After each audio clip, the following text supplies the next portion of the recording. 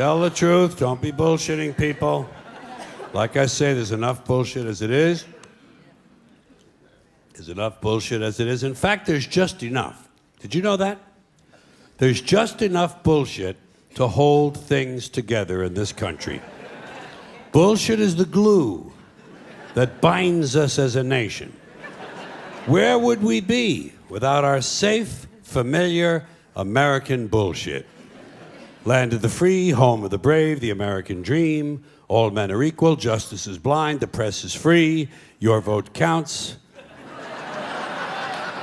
Business is honest, the good guys win, the police are on your side, God is watching you, your standard of living will never decline, and everything is gonna be just fine. The official national bullshit story. I call it the American okey doke.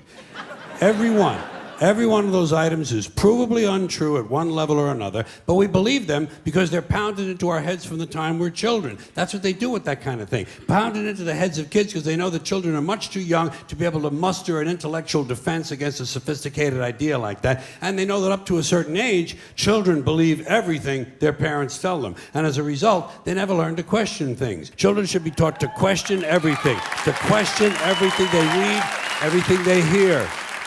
Children should be taught to question authority. Parents never teach their children to question authority because parents are authority figures themselves and they don't want to undermine their own bullshit inside the household.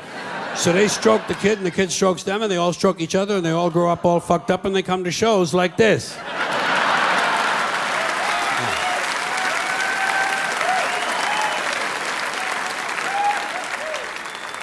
Kids have to be warned that there's bullshit coming down the road. That's the biggest thing you can do for a kid. Tell them what life in this country is about. It's about a whole lot of bullshit that needs to be detected and avoided. That's the best thing you can do. No one told me. No one told me a thing like that. I was never warned about any of this. Had to find all of it out for myself. And there are still, as with you probably, a lot of things that you're expected to believe and accept in America that I personally have a problem with, and I question a lot of these things. To give you an example, I saw a slogan on a guy's car that said, "Proud to be an American." And I thought, well, what the fuck does that mean? Proud to be an American. You see, I've never understood national pride. I've never understood ethnic pride because I'm Irish, and all four of my grandparents were born in Ireland, so I'm fully Irish. And when I was a kid, I would go to the St. Patrick's Day parade, and I noticed that they sold a button that said, "Proud to be Irish." And I could never understand that because I knew that on Columbus Day, they sold a different button that said, "Proud to be Italian." Then came Black pride and Puerto Rican pride, and I could never understand ethnic or national pride because to me, pride should be reserved for something you achieve or attain on your own, not something that happens by accident of birth. Being Irish...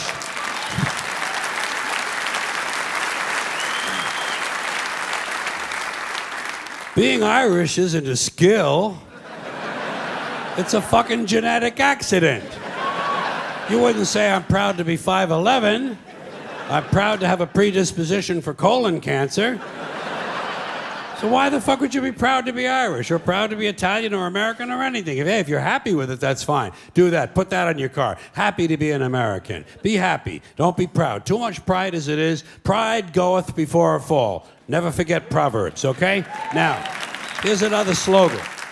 Here's another slogan you run into all the time. God bless America. Once again, respectfully, I say to myself, what the fuck does that mean? God bless America? Is that a request? Is that a demand? Is that a suggestion? Politicians say it at the end of every speech, as if it were some sort of verbal tic that they can't get rid of. God bless you and God bless America. God bless you and God bless America. I guess they figure if they leave it out, someone's going to think they're bad Americans.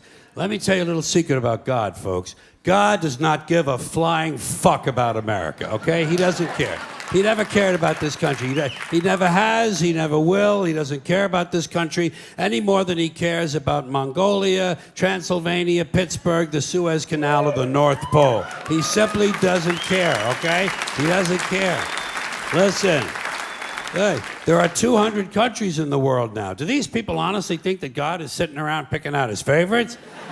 Why would he do that? Why would God have a favorite country? And why would it be America out of all the countries? Because we have the most money? Because he likes our national anthem? Maybe it's because he heard we have 18 delicious flavors of classic rice-a-roni. It's delusional thinking. It's delusional thinking, and Americans are not alone with these sort of delusions. Military cemeteries around the world are packed with brainwashed, dead soldiers who were convinced God was on their side. America prays for God to destroy our enemies. Our enemies pray for God to destroy us. Somebody's going to be disappointed. Somebody's wasting their fucking time. Could it be everyone? Now.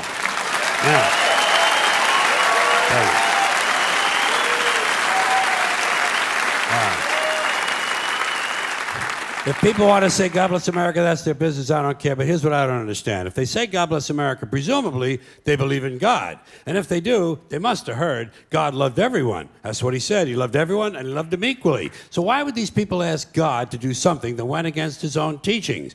You know what these God bless America people ought to do? They ought to check with that Jesus fellow they're so crazy about. They're always talking about what would Jesus do? What would Jesus do? They don't want to know so they can do it. They just want to know so they can tell other people to do it. Well, I'll tell you what Jesus would have done. I'll tell you what Jesus would have done. He would have got up on the top of the Empire State Building and said, God bless everyone around the world forever and ever till the end of time. That's what Jesus would have done, and that's what these people should do, or else they should admit that God bless America is really just some sort of an empty slogan with no real meaning except for something vague like good luck. Good luck, America, you're on your own, which is a little bit closer to the truth. Here's a civic custom that I don't understand. Maybe you can help me. Taking off your hat when a flag passes by, or when some jackoff at the ballpark starts singing the national anthem. They tell you to take off your hat. What the fuck does a hat have to do with being patriotic? What possible relationship exists between the uncovered head and a feeling that ought to live in your heart?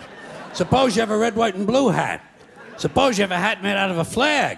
Why would you take it off to honor the flag? Wouldn't you leave it on and point it toward the flag?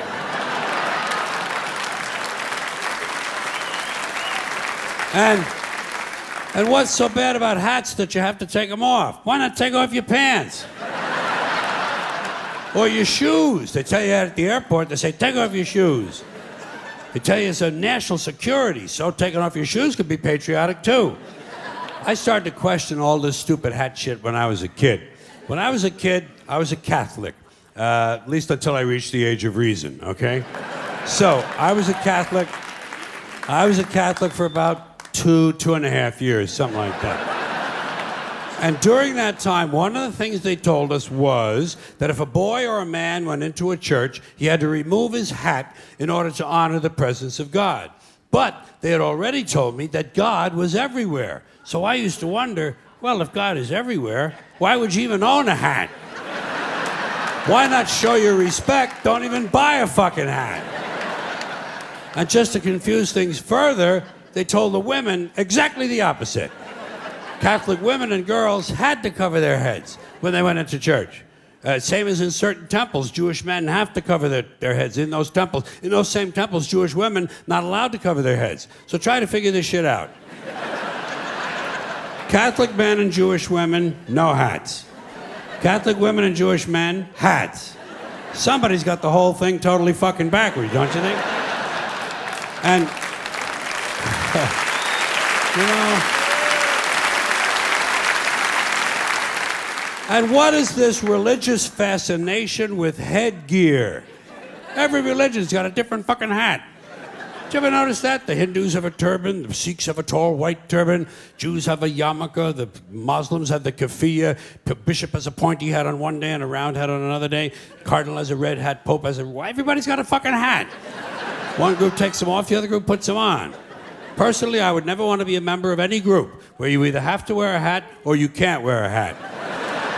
I think...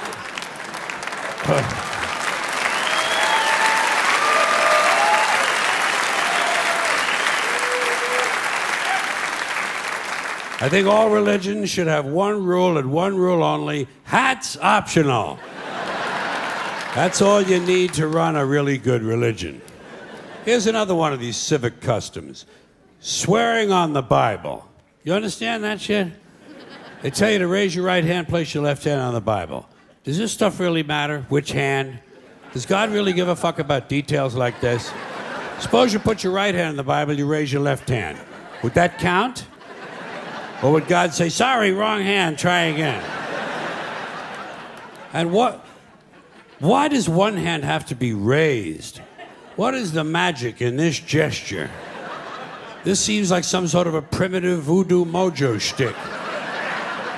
Why not put your left hand on the Bible, let your right hand hang down by your side? It's more natural. Or put it in your pocket. Remember what your mother used to say? Don't put your hands in your pockets. Does she know something we don't know? Is this hand shit really important?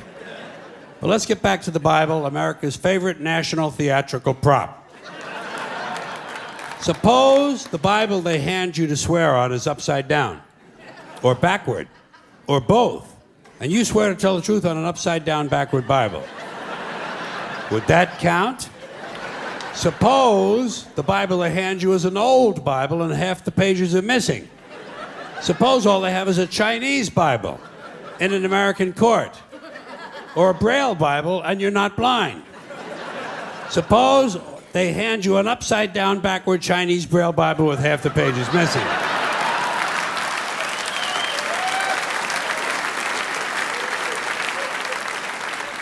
At what point does all of this stuff just break down and become just a lot of stupid shit that somebody made up? They fucking made it up, folks. It's make-believe. It's make-believe. Now, all right. Okay. Let's leave the Bible aside. We'll get back to the science fiction reading later.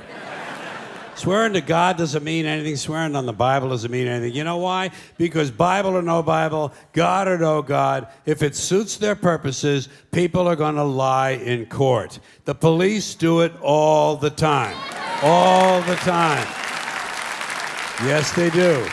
It's part of their job to protect, to serve, and to commit perjury whenever it supports the state's case.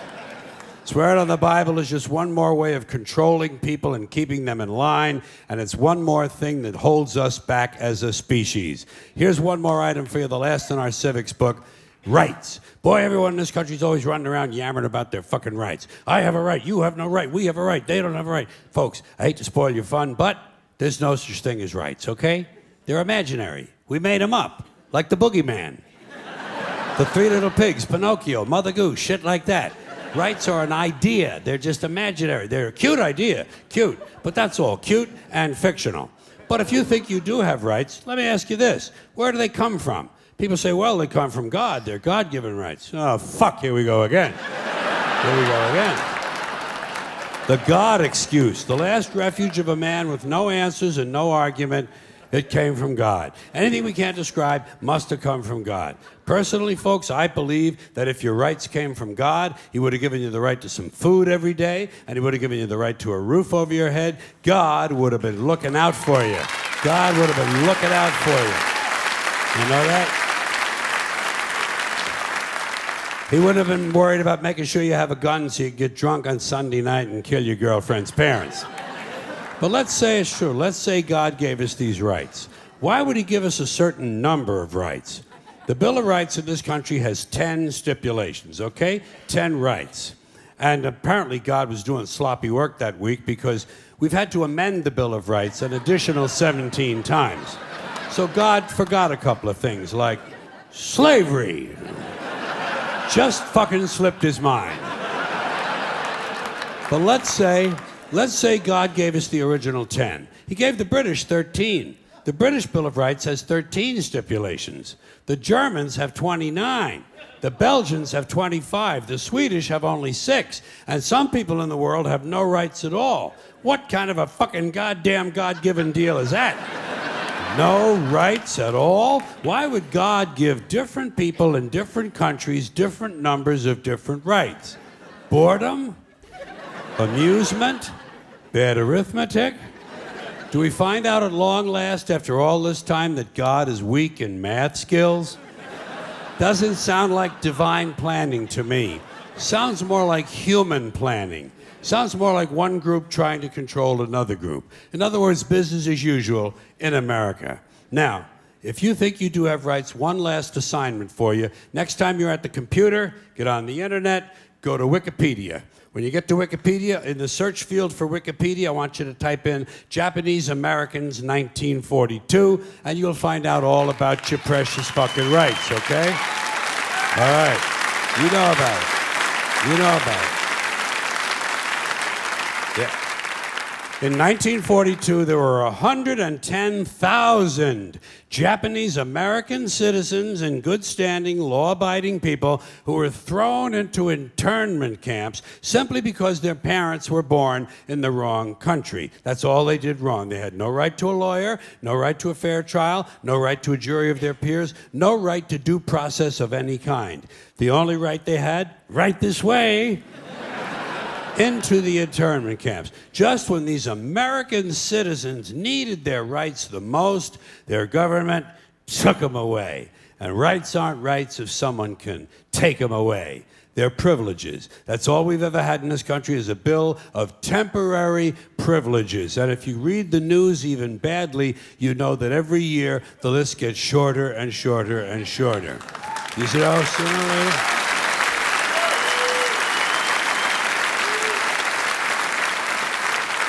Yeah. Sooner or later, the people in this country are going to realize the government does not give a fuck about them. Government doesn't care about you or your children or your rights or your welfare or your safety. It simply doesn't give a fuck about you. It's interested in its own power. That's the only thing, keeping it and expanding it wherever possible. Personally, when it comes to rights, I think one of two things is true. I think either we have unlimited rights or we have no rights at all. Personally, I lean toward unlimited rights. I feel, for instance, I have the right to do anything I please. But if I do something you don't like, I think you have the right to kill me. So where are you going to find a fairer fucking deal than that? So the next time some asshole says to you, I have a right to my opinion, you say, oh yeah? Well, I have a right to my opinion, and my opinion is you have no right to your opinion. Then shoot the fuck and walk away. Thank you.